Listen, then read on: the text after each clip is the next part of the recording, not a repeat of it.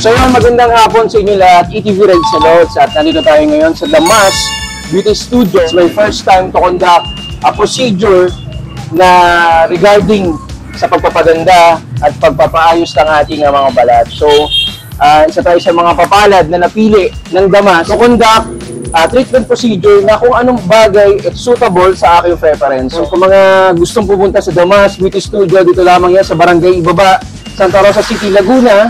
At syempre, ipopost natin yan sa ating link and comment section, yung saktong location ng mismong Damas. So, tara na, punta na natin to and itry na natin itong Damas Beauty Studio at alamin natin kung ano yung mga gagawin sa ating procedure kasama nga ako at ang ating pinakamamahal na meet dito. Yung lamang, ETV Red Salots, try na natin to.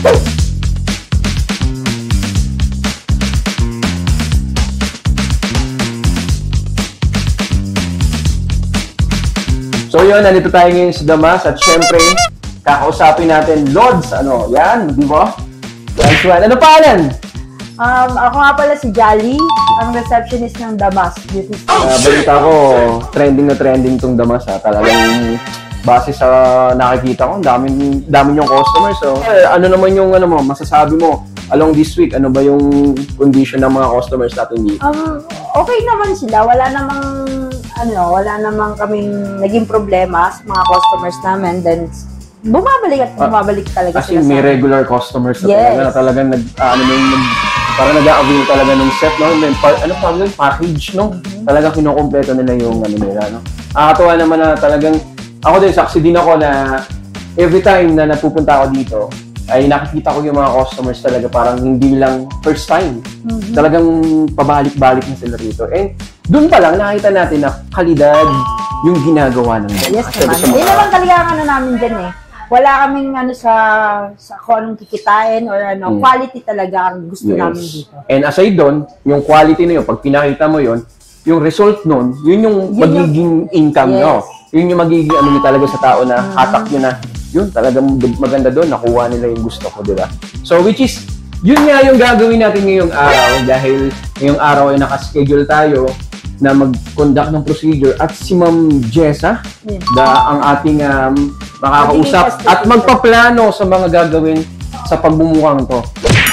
Anyway, abangan natin at abangan nyo yung mga gagawin sa akin dito procedure at syempre kasama ang staff at sobrang babait ng mga crew and esthetician ng ating Damas ay syempre ETV Red Salots ay malalapatan na first ng treatment at yun nga, sobrang excited ako. So abangan nyo, Lods!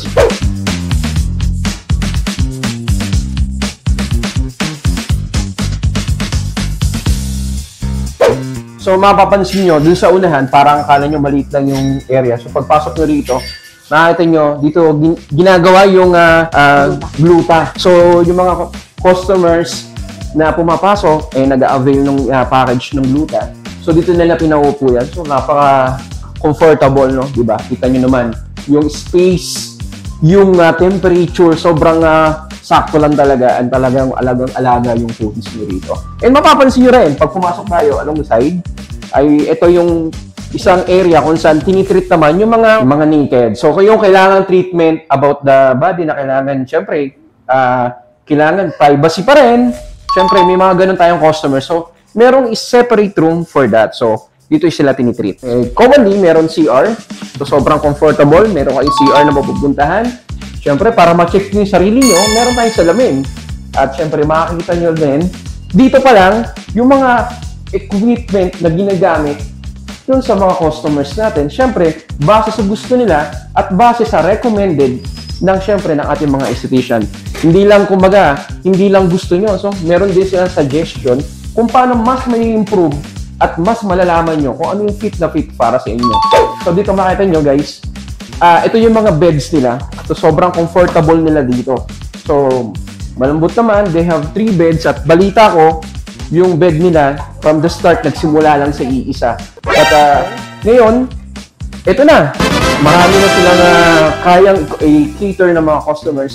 And marami na rin pwedeng maservisyuhan ng mismong Damas. So, So, syempre, Dapat ko yung- kaakibat ng mga gatong beauty studio ay kailangan meron tayong katunayan, syempre, o credentials na makikita just in case magduda tayo. Di ba? Hindi naman maiiwasan yan.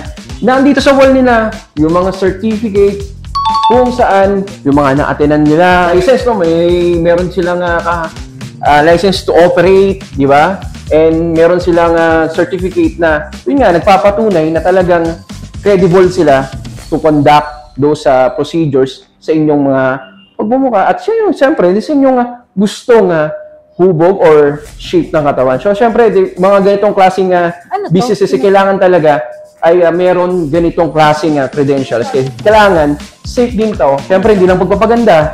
Kakakibat na rin ito yung kalusugan ng bawat mga customers na nagpupunta sa Damas. Di ba? Worry-free dahil talagang espesyalista at talagang sobrang gagaling ng mga esthetician dito. Abangan nyo yung gagawin para sa akin.